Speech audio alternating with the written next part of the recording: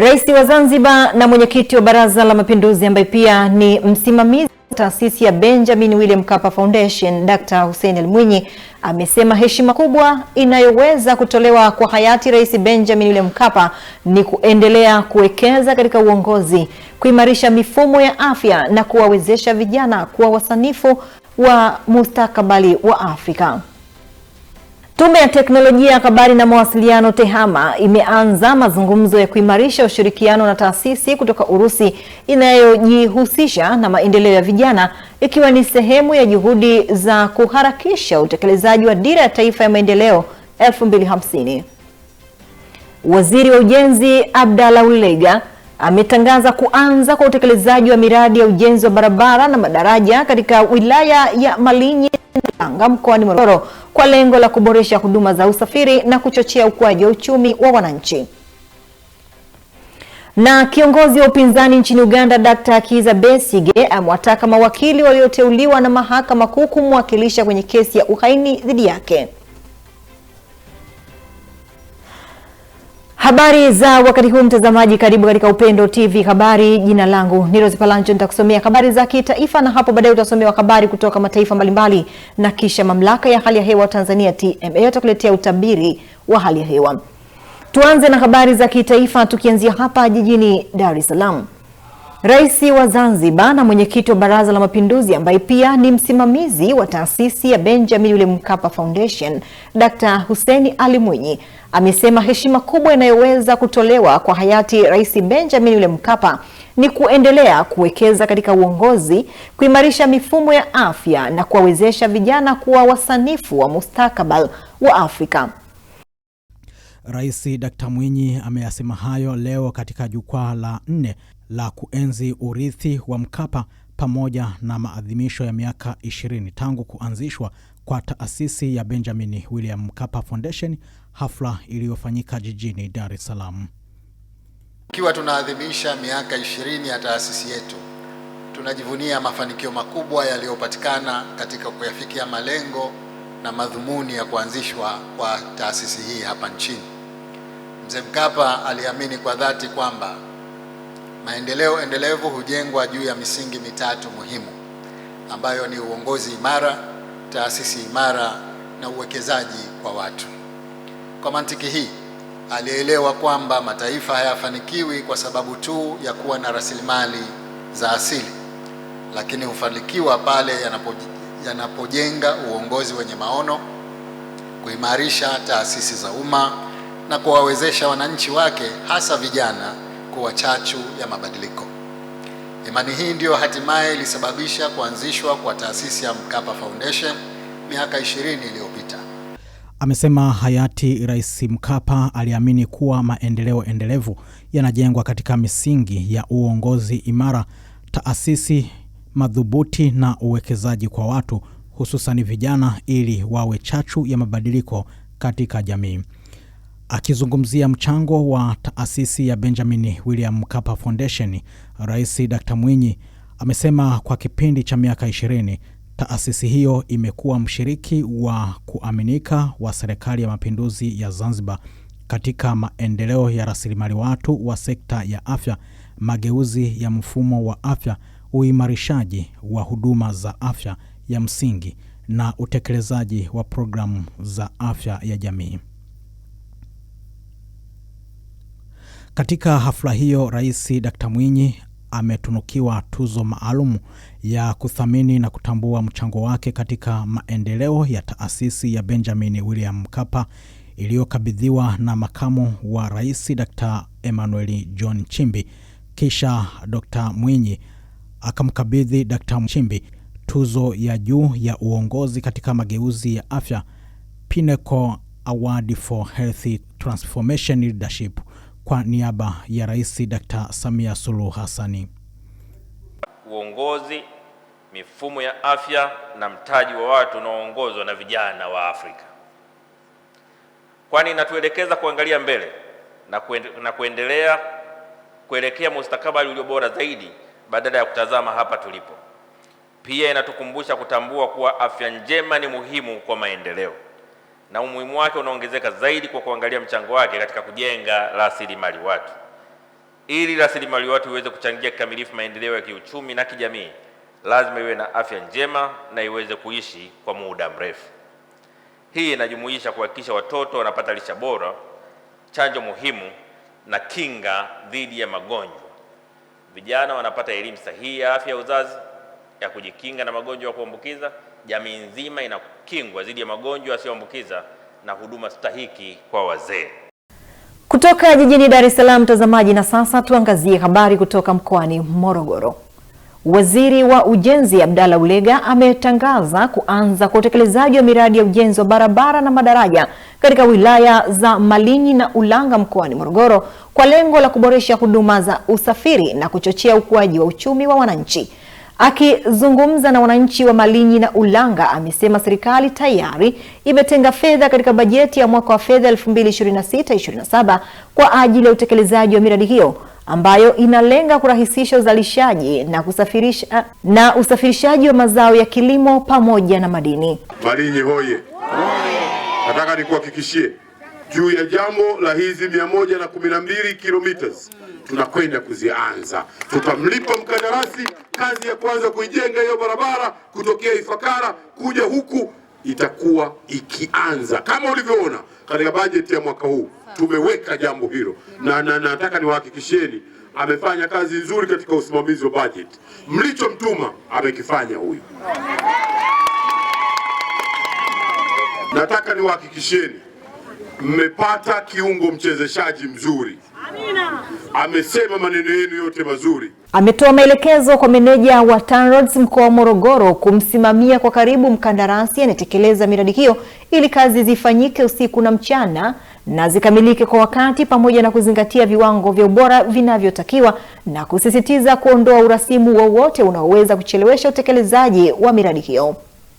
Mkoa wa Morogoro, wilaya zake kwa maana ya halmashauri, ndio halmashauri pekee nyingi ambazo hazijaenda kuunganika na boma kuu pale mkoani. Ndio. Kweli kabisa. Kwa sababu leo kutoka hapa Malinyi unapiga 150 kufika Ifakara. Mjumbe wa halmashauri kuu ya CCM ya wilaya atoke huku kwenda kule kwa kikao cha masaa mawili. Leo barabara imefanyiwa ukarabati kwa kuwa tu waziri wa ujenzi anakuja. Akiondoka waziri wa ujenzi na mambo yanaachwa hivyo hivyo. Leo tumewaletea wakandarasi wa kujenga hili daraja la Furua, wakandarasi wazuri wachapakazi. Mkuu wa mkoa wa Morogoro Adam Malima ameishukuru serikali kwa kufufua mradi wa ujenzi wa barabara hiyo uliokuwa umesimama kwa muda mrefu, akieleza kuwa utekelezaji wake utachochea maendeleo ya kiuchumi na kuboresha huduma za usafiri kwa wananchi wa Morogoro na mikoa ya jirani. Sasa Mheshimiwa Waziri, mbunge diwani amekuomba mita 700, 350 kule, 350 huko Zalani. Mheshimiwa mbunge amekuomba 750, ameongeza 50, 375 huko, 375. Sasa mimi ndio mkuu wa mkoa, mimi nakuomba maliza kabisa kule 500 na huku 500.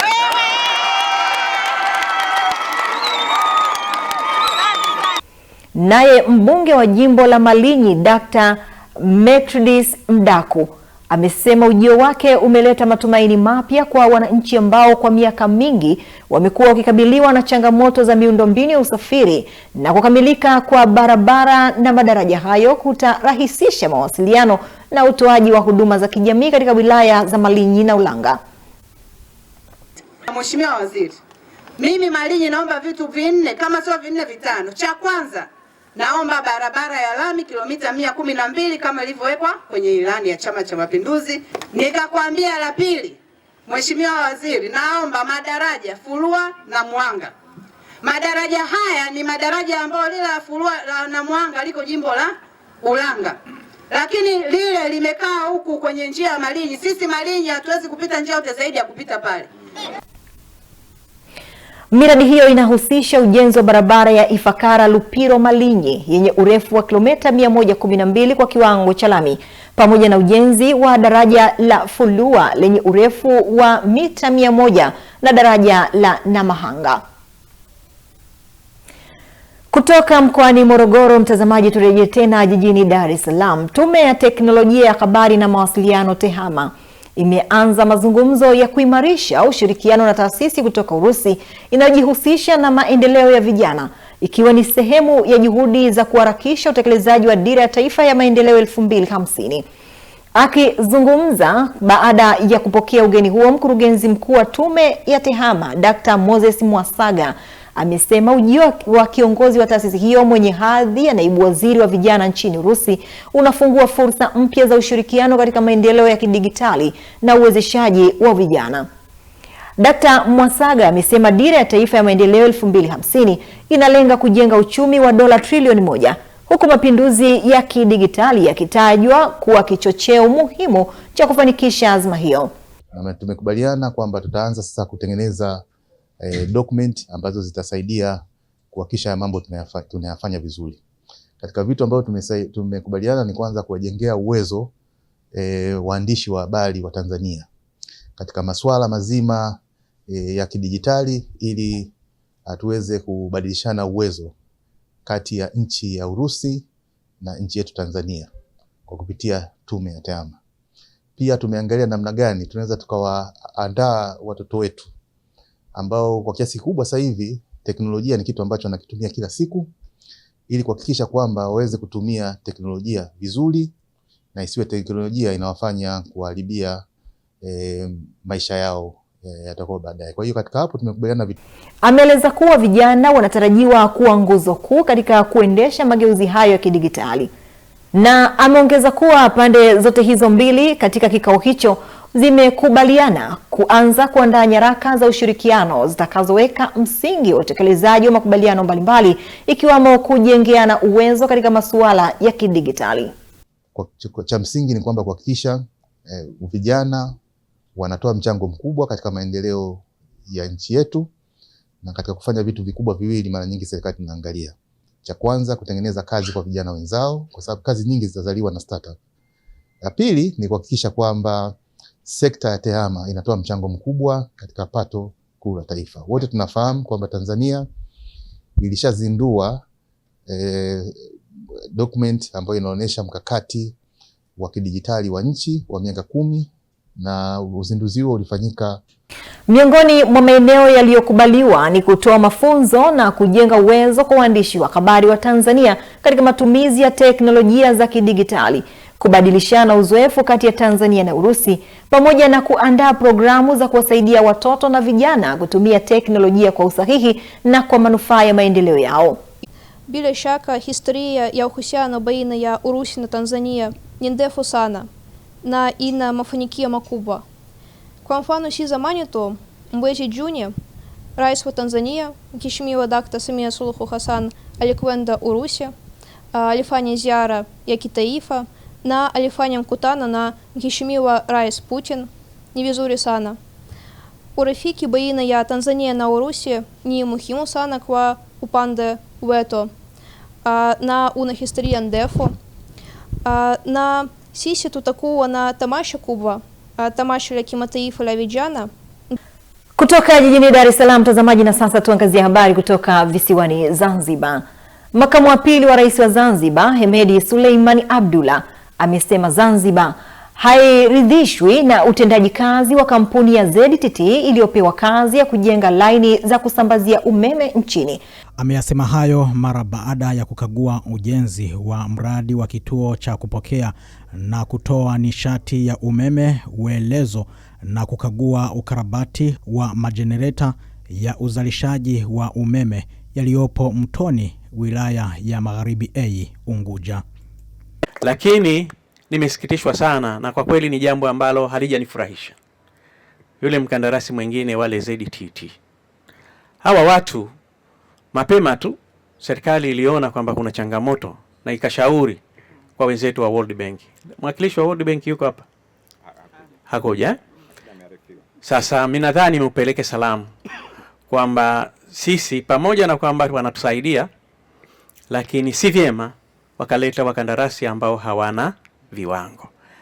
Kadhia hii ilionekana mapema, serikali ikashauri, lakini bado wakaamua kumrejesha mkandarasi yule yule.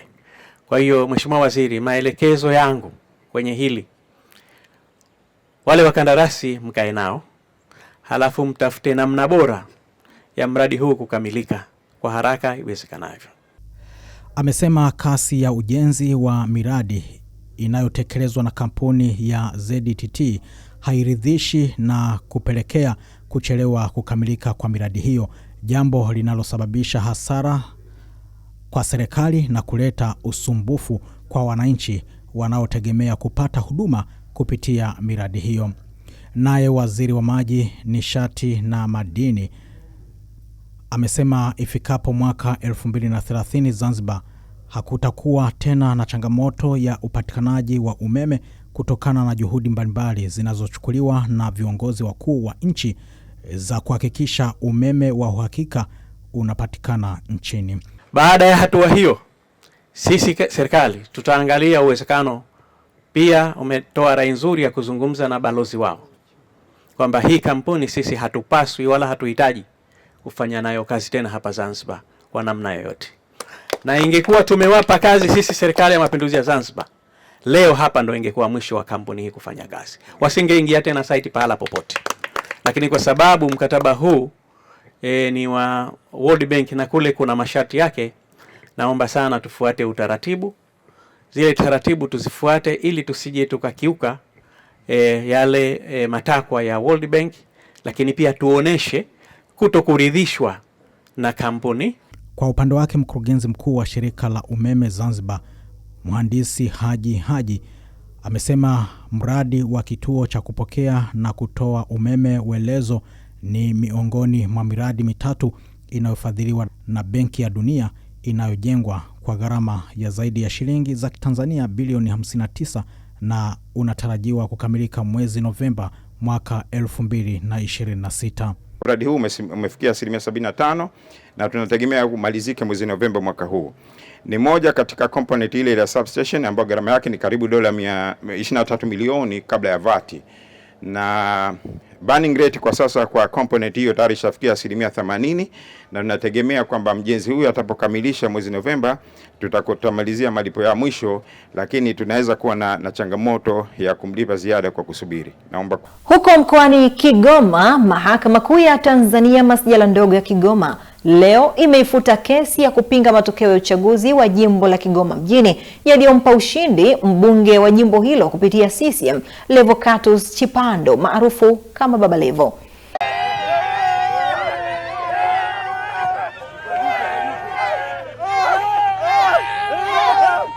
Akitoa uamuzi huo, Jaji Victoria Nongwa anayesikiliza shauri hilo amesema ushahidi uliowasilishwa na walalamikaji haukufikia kiwango cha kuwalazimisha wajibu maombi kuanza kujitetea mbele ya mahakama. Lakini jambo la pili ambalo limejitokeza, mahakama katika hatua hii imejikita kwenye kuangalia maudhui ya ushahidi uliotolewa mahakamani, na baada ya kuangalia na kuzingatia imeona kwamba ushahidi huo haujitoshelezi kuweza kujibiwa. Kwa hiyo basi baada ya maamuzi hayo kufanyika, mahakama imetupilia mbali shauri hili la uchaguzi na imesema kwamba walalamikaji endapo hawataridhika basi wana haki ya kukata rufaa. Kesi hiyo ya uchaguzi namba 28949 ya mwaka 2025 ilitokana na uchaguzi mkuu wa Oktoba 29 mwaka uliopita, ilifunguliwa na wananchi wanne waliodai kuwa ni wapiga kura wa jimbo la Kigoma mjini ambao ni Johari Kaboru, Luma Akilimali, Pendo Kombolela na Lumu Mwitu. Walalamikaji walikuwa wakipinga matokeo ya uchaguzi huo wakidai kuwepo kwa ukiukwaji wa sheria za uchaguzi na kuiomba mahakama ibatilishe ushindi wa Baba Levo. Akizungumza nje ya mahakama, Baba Levo amesema ni vyema akapimwa kwa utendaji wake wa kazi baada ya kumaliza kipindi cha miaka 5 ya uongozi badala ya kuzuia utekelezaji wa majukumu yake kupitia kesi za uchaguzi. Nataka niwaambie kitu kimoja. Mimi nimeumbwa kwa ajili ya kuwapambania watu wa Kigoma. Na hiyo na kazi hii nitaifanya kwa nguvu zangu zote. Najua kuna watu wanaumizwa na namna ambavyo nafanya kazi. Wao walitegemea labda nitashindwa kufanya kazi, nitakwama, nitaanguka, nitakuwa mtu mjinga bungeni, nitakuwa mtu mjinga hapa kwenye jimbo, lakini wanashangazwa kuona namna ambavyo nafanya kazi na matokeo yanatokea na wananchi wanafurahi. Wao wanataka kuzuia hilo ili yale ya hovyo ambao wao walipewa nafasi wakashindwa wakayafanya ya mambo ya hovyo yaonekane ni mambo ya maana. Mimi nataka niwaambie kitu kimoja. Watashuhudia miaka 5 ambayo Baba Levo akiwa na combination ya Dr. Samia Suluhu Hassan, matokeo yatatokea katika jimbo letu la Kigoma mjini. Hata hivyo, baada ya kupitia ushahidi uliowasilishwa, mahakama imeamua kuifuta kesi hiyo, hatua inayomaanisha kuwa ushindi wa Levocatus Chipando unaendelea kusimama. Mahakama imeona kwamba ushahidi huo haujitoshelezi na haujakizi viwango ambavyo vimewekwa kwa mujibu wa sheria au kwa mujibu wa utaratibu wa udhibitishaji wa kesi za uchaguzi, ambapo kiwango cha muhimu zaidi au kiwango kilichowekwa ni kudhibitisha beyond reasonable doubt, kwamba ushahidi wao wote wa mashahidi 16 na hivyo vielelezo vyote hawajadhibitisha kwa kiwango ambacho kinatakikana na sheria. Kutoka mkoani Kigoma, mtazamaji, na sasa tuangazie habari kutoka mkoani Kilimanjaro. Mkuu wa mkoa wa Kilimanjaro Nuruddin Babu ametaka halmashauri mkoani humo, hususan halmashauri ya wilaya ya Moshi, kuhakikisha zinakusanya kodi kwa kufuata taratibu zilizowekwa ili kuepuka migogoro isiyo ya lazima na wafanyabiashara. Babu amesema hayo wakati wa kikao cha baraza la madiwani la halmashauri ya wilaya ya Moshi cha kupokea na kujadili ripoti ya CAG, ambapo alisisitiza kuwa licha ya halmashauri hiyo kuonesha utendaji mzuri katika ukusanyaji wa mapato, ni vyema wakaendelea kutoa elimu endelevu kwa wananchi juu ya umuhimu wa kulipa kodi kwa hiari badala ya kutumia nguvu. Utaratibu wa ukusanyaji kwa wananchi kufuata. Unanielewa vizuri? Sio tu kwa sababu tuko hapa tunataka hela, tunapeleka gambo, tunapeleka nani, tunapeleka tufuate taratibu tukusanye. Na mimi nataka kusema tukikusanya kwa mambo kama hayo, waheshimiwa wabunge, tutapata hela nyingi, kwa sababu mtu ukimlazimisha kutoa pesa ambayo yeye hataki, atakuwa na kinyongo, lakini unambembeleza, bwana ukilipa halmashauri itajenga shule, itajenga barabara, itajenga visima vya maji, itanunua dawa. Unanielewa? Anatoa hela kwa ulaini kabisa. Na ndio maana mimi na watu wa TRA nawaambia katika uongozi wangu, sitaki mfanya biashara afungue duka.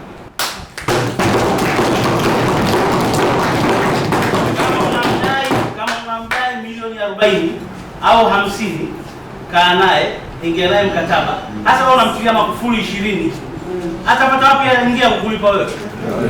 Kwa upande wake, katibu tawala wa mkoa wa Kilimanjaro Kiseu Nzoa amewataka watumishi kuendelea kufanya kazi kwa bidii kwa kufuata sheria, kanuni na taratibu zilizopo ili kuhakikisha kuwa wanawahudumia wananchi ipasavyo. Kwa hiyo tunapongeza kwa kazi nzuri ambazo mnazifanya, lakini mwisho wa siku ili wananchi wetu waweze kupata huduma bora na huduma nzuri. Lakini la pili ni kwa watumishi na watendaji wenzangu, tuendelee kufanya kazi zetu kwa weledi, kwa kufuata sheria, kanuni, taratibu na miongozo ili tuendelee kuhudumia wananchi wetu ipasavyo. Lakini msisitizo mkubwa kabisa ni huu wa hoja zilizopo mbele yetu, ili tuweze kuzifunga hoja hizi. Maelekezo ya mkaguzi wa nje ni mambo makubwa mawili. La kwanza ni nyaraka. Hoja inafungwa kwa nyaraka. Taarifa yake ametoa hapa, ameeleza vizuri kwamba siku moja tukipeleka vielelezo, tukipeleka nyaraka, zinakuwa tena tumeshazimaliza, tumezifunga.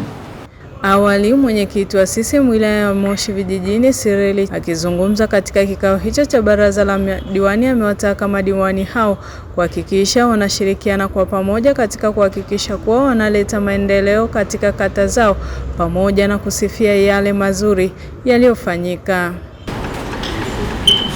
Uongozi wa pamoja unahitaji chama na serikali yake na madiwani wakae pamoja. Ninakuombeni kuimarisha umoja.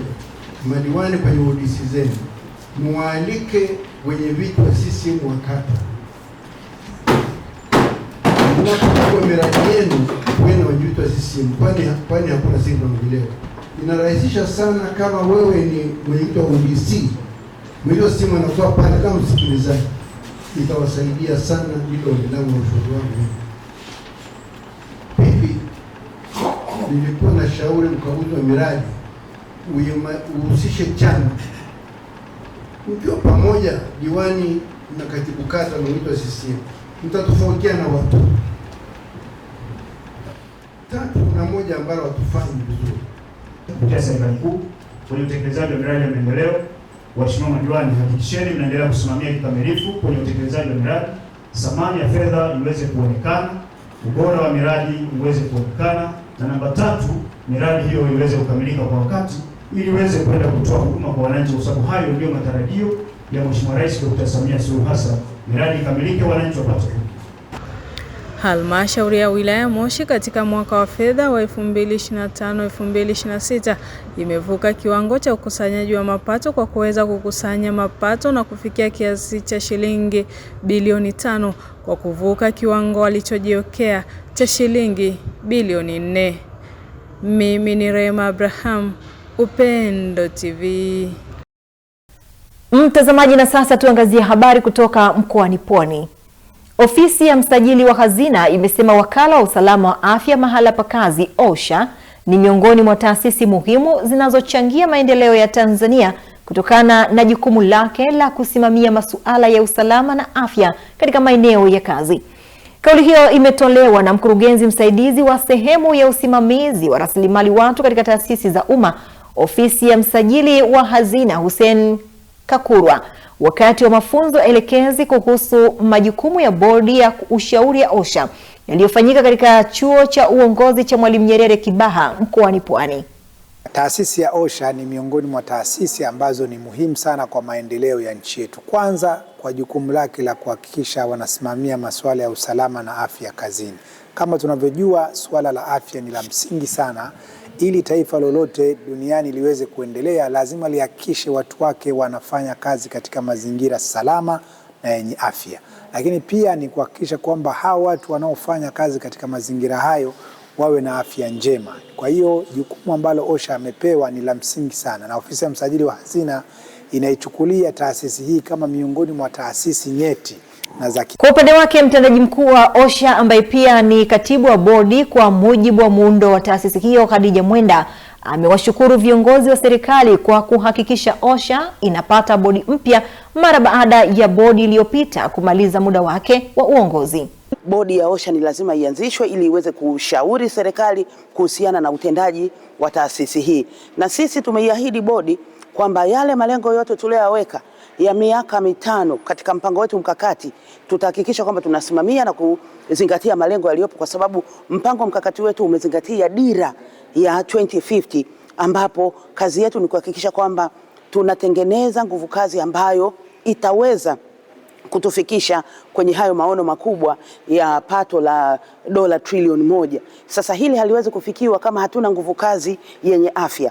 Akizungumza baada ya mafunzo hayo, mwenyekiti wa bodi ya ushauri ya OSHA amesema mafunzo hayo yamekuja kwa wakati muafaka na yatawezesha bodi kutekeleza majukumu yake kwa ufanisi na kwa kuzingatia misingi ya utawala bora, huku mjumbe wa bodi ya OSHA Rehema Ludanga akieleza kuwa mafunzo hayo yamewapa wajumbe uelewa wa kina kuhusu wajibu wao na yataimarisha ushirikiano katika kusimamia maendeleo ya taasisi hiyo. Nipende kusema kwamba ni wajibu wangu sasa kutumia elimu ambayo nimeipata leo, kutumia uzoefu ambao niko nao, lakini kuonyesha ile dhima ambayo nimeaminiwa kuweza kuipata, kuhakikisha kwamba naishughulikia ama nafanya kazi, naonyesha weledi wangu kuhakikisha naitoa taasisi hapa ambapo wenzetu wameiachia na kuweza kusogea mahala pengine, kwa sababu kama nilivyosema, wenzetu wametangulia, kuna mahala ambapo walifikia. Kwa ni wajibu sasa mimi kusaidiana, kushirikiana na wenzangu, kumshauri mwenyekiti, kushauri management, lakini kazi kubwa kumshauri katibu mkuu, kuhakikisha taasisi hii inakwenda mbele, yani isirudi nyuma pale ambapo wenzetu wameiachia. Tunatakiwa kwenda mbele, na kimsingi kwa sababu ya mabadiliko ya kidunia kuna masuala ya kidijitali, lakini mahitaji taasisi inakuwa. Kwa ni imani tunahitaji kufanya kazi ya uhakika kuhakikisha taasisi hii inakwenda mbele kisawa sawa. Tukirejea tena mkoani Kigoma, wananchi na wafanyabiashara wa soko la Mwandiga katika mji mdogo wa Mwandiga, halmashauri ya wilaya ya Kigoma mkoani Kigoma, wamezindua kampeni ya usafi kwa maeneo ya kutolea huduma za jamii ili kudhibiti uchafu kuzagaa na kila kaya kuwa na choo bora, mkakati unaolenga kudhibiti magonjwa mlipuko hasa kipindupindu na kuhara. Taarifa ya mwanahabari wetu Kadislaus Ezekiel kutoka Kigoma inafafanua zaidi. Kutokana na uwepo wa taka nyingi zinazozagaa katika maeneo ya huduma za kijamii na makazi ya watu, asubuhi na mapema wananchi wameungana na viongozi wao kuzindua kampeni ya usafi katika maeneo ya kutolea huduma za jamii, kuhakikisha mji wa Mwandiga unakuwa wa kisasa. Swala usafi ni jukumu la kila mtu, na hususan mimi na imani kwamba kwa mfano uongozi wa mazingira tunayoishi wanalegalega. Ninahitaji viongozi wajisimamie kila mmoja kwa eneo lake, kwani usafi ni lazima. Yule atakayeona kuwa usafi haustahiki achukuliwe hatua. Sisi wanawake tusipozingatia usafi wa mazingira, wa kimwili, kwa afya zetu, kwanza ni hatari. Kwa mfano UTI unaipata kutokana na kutokutunza mazingira yako ya usafi wa choo. Unaweza ukaumwa tamacho, vumbi haya vitu ni vingi ambavyo vinahatarisha na mazingira kutokuwa safi na salama. Usipotunza mazingira kuna vitu vingi ambavyo vinaweza vikaibuka, magonjwa mlipuko na magonjwa mengine mengi ambayo yanaweza katarisha afya. Kwa hiyo mimi nawaasa ndugu zangu wana Mwandiga, nawaasa wana Kigoma, nawaasa wa Tanzania nzima kwa ujumla kutunza mazingira kwa ajili ya kulinda afya zetu. Katika kuhakikisha mazingira yanakuwa safi na kuepuka magonjwa ya mlipuko, sheria ndogo za halmashauri huelekeza wasiofanya usafi kupigwa faini kuanzia 5,000 hadi 300,000. Na tunawahimiza wananchi au wafanyabiashara wawe na tabia ya kufanya usafi. Kuna sheria ndogo za halmashauri, inabidi ambao watu hawatimizi masharti inabidi watozwe faini. Unaweza ukamtoza kulingana na mazingira 5,000 zinaenda mpaka 300,000. Alafu choo kinapashwa sio choo hivi. Choo inapashwa iwe na paa, iwe na ukuta, iwe na mlango, ndio choo inakuwa imekamilika. Aidha, ili kuimarisha afya na kuepuka magonjwa kama presha, wito unatolewa kwa wananchi kujikita katika kufanya mazoezi ili kujenga afya zao. Serikali yetu imepambana kiasi kikubwa kuhakikisha wanadhibiti ongezeko kubwa la ugonjwa wa ukimwi. Lakini ugonjwa ambao unaanza kushamiri kwa kasi sasa hivi ni kisukari na pressure. Watu wengi wamekuwa wanafariki kwa magonjwa hayo. Kwa hiyo ili kuepukana na magonjwa hayo ni vema tukazingatia afya zetu ambazo zinaanza na sisi wenyewe kufanya mazoezi na vile usafi wa maeneo ambayo yanatuzunguka. Mbunge wa jimbo la Kigoma Kaskazini Kiza Mayeye ameshirikiana na wananchi wake kufanya usafi na mazoezi, ambapo ameelekeza wananchi wa jimbo hilo kujenga tabia ya usafi sambamba na kuelekeza choo cha soko la Mwandiga kurekebishwa na kufunguliwa baada ya kufungwa, huku wananchi wakijisaidia hovyo. Na jimbo la Kigoma Kaskazini ni moja ya jimbo ambalo kwa muda mrefu limekuwa likipata changamoto ya ugonjwa wa kipindupindu. Tumekuwa ni wahanga sana, na hata ukitazama pale kushoto walikuwa wanafunga mahema hapa kuhifadhi wagonjwa wa kipindupindu. Kwanza tumefanya usafi kama mlivyoona, mazingira yalivyokuwa hayakuwa rafiki sana. Kwa hiyo tumesaidia kwa kiasi fulani kuyaweka mazingira vizuri, lakini pia nimezungumza na uongozi wa soko, lakini kubwa nisisitize ni usafi. Kwa sababu leo hata tukifungua choo tukaweka marumaru, tukaweka maji, kama watu hawatakuwa wasafi, tutakuwa tunakwenda mbele tunarudi nyuma. Kutoka mji mdogo wa Mwandiga, mimi ni Kadislaus Ezekieli. Wananchi wa kata za Nyalwanzaja na Nyakamwaga wilayani Geita wameondokana na changamoto ya kukatika kwa mawasiliano ya barabara iliyokuwa ikisababishwa na daraja la zamani kuharibika mara kwa mara baada ya kukamilika kwa ujenzi wa daraja jipya ambalo limerejesha huduma za usafiri na kuimarisha shughuli za kijamii na kiuchumi kwa maeneo hayo. Tausi Salum kutoka Geita ana taarifa zaidi. Akizungumza wakati wa ziara ya kamati ya siasa ya Chama cha Mapinduzi CCM wilaya Geita katika majimbo ya Busanda na Geita, mwenyekiti wa CCM wilaya Geita Barnabas Mapande amesema daraja hilo ni mkombozi mkubwa kwa wananchi, kwani limeondoa adha ya kukatika kwa mawasiliano ilikuwa ikiathiri maisha ya wananchi kwa muda mrefu. Kwa wananchi ambao walikuwa wanatumia barabara hii, hapakuwekwa na mawasiliano kati ya Nalwanzaja na Nyakamwaga, yalikuwa yanakatika. Hata kama una jambo lako, una mgonjwa unapeleka hospitali, ulikuwa ikinyesha mvua unakomea hapa. Na kuna watu wengine wamepoteza maisha hapa. Kwa hiyo tunamshukuru sana Dr. Samia Suluhu Hassan kuliona hili na kuweza kutuletea daraja. Na hapa tumeambiwa kuna fedha zaidi ya milioni 597.9 zimeletwa hapa kwa ajili ya madaraja mawili, lile la Iponyamakarai, nadhani mnalijua na lenyewe ambavyo lilikuwa naleta shida, na hili hapa. Kwa hiyo ndugu zangu, na pia tumeletewa makaravati 9 yanakwenda yanawekwa kwenye maeneo ambayo yalikuwa na katika barabara. Ni jambo kubwa mno limefanyika kwenye barabara hii. Yaani Geita, mimi nataka niwaambieni Geita tuna upendeleo mkubwa sana. Kila pahala ukienda kuna shughuli imefanyika, sio kwenye shule. Na hata hapa kwenye jimbo letu hili bado tuna barabara ya lami ukipita kule. Hii barabara ipo kwa ajili ya haiko barabara kuu hii, lakini Mheshimiwa Rais ameikumbuka pamoja na kutuletea lami. Barabara hii pia ameikumbuka ili ipitike muda wote. Kwa tumshukuru sana Mheshimiwa Rais. Lakini ndugu zangu, unapomshukuru Mheshimiwa Rais ni kwa sababu ametuletea wasaidizi wazuri. Tunaye mkuu wa mkoa mchapakazi kweli kweli. Nyinyi mnamfahamu, anazunguka huko na kule. Mheshimiwa Martin Shigela. Tunaye mkuu wa wilaya ambaye tuko naye hapa. Mara kwa mara akiwa akija, nyinyi mnamfahamu, bahati nzuri huyu hata kama ukimtambulisha anajulikana. Kwa ndugu zangu, tunamshukuru Rais. Anapoleta fedha ametanguliza wasaidizi watakao kwenda kusimamia shughuli hizi. Kwa kweli shughuli kubwa sana inafanyika, na tumshukuru sana Mheshimiwa Rais. Tumuombee maisha mema, afanye kazi kwa bidii. Naye mkuu wa wilaya Geita Hashim Komba amesema serikali imeendelea kuwekeza katika uboreshaji wa miundombinu ya barabara na madaraja ili kurahisisha usafiri, kuchochea maendeleo, na ameongeza kuwa serikali imetenga zaidi ya shilingi milioni 400 kwa ajili ya kukwangua na kuboresha barabara za maeneo hayo. Baada ya kazi hii sasa ya uchongaji, nataka nikuthibitishie Mheshimiwa Mwenyekiti, kazi inayofuata sasa, madaraja yakishakamilika, tunakuja kuikwangua barabara yote hii.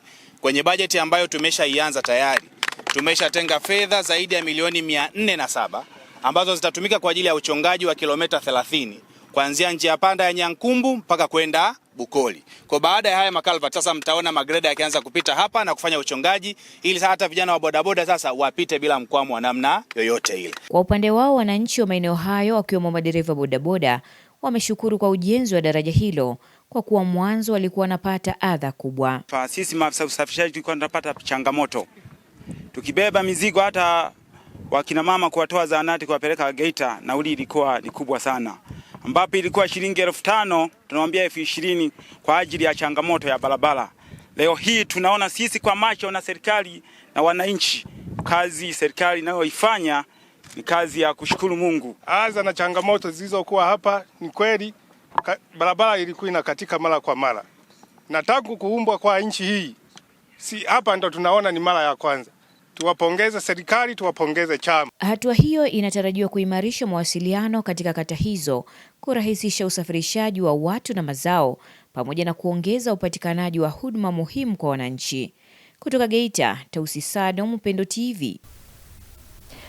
Mtazamaji, na sasa turejee tena jijini Dar es Salaam ambapo chuo cha bahari Dar es Salaam DMI kimeendelea kuwahamasisha vijana wa Tanzania hususan wa kike kuendelea kujiunga na masomo mbalimbali yanayohusiana na masuala ya bahari ili kunufaika na fursa nyingi zilizopo katika sekta hiyo.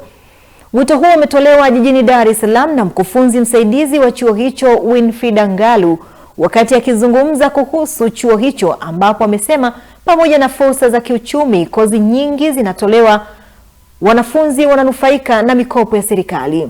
Wito kwa vijana hususan wanawake wenzangu, bado kuna mtizamo hasi juu ya masuala au sekta ya kibaharia kuhusu wanawake kusoma hizi kozi.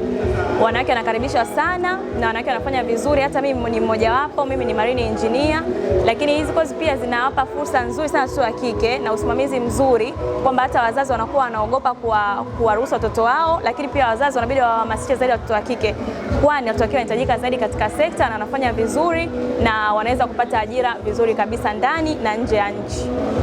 Mtazamaji, ikiwa hizo ni habari za kitaifa, tupate mapumziko mafupi, tukirejea ni habari za kimataifa.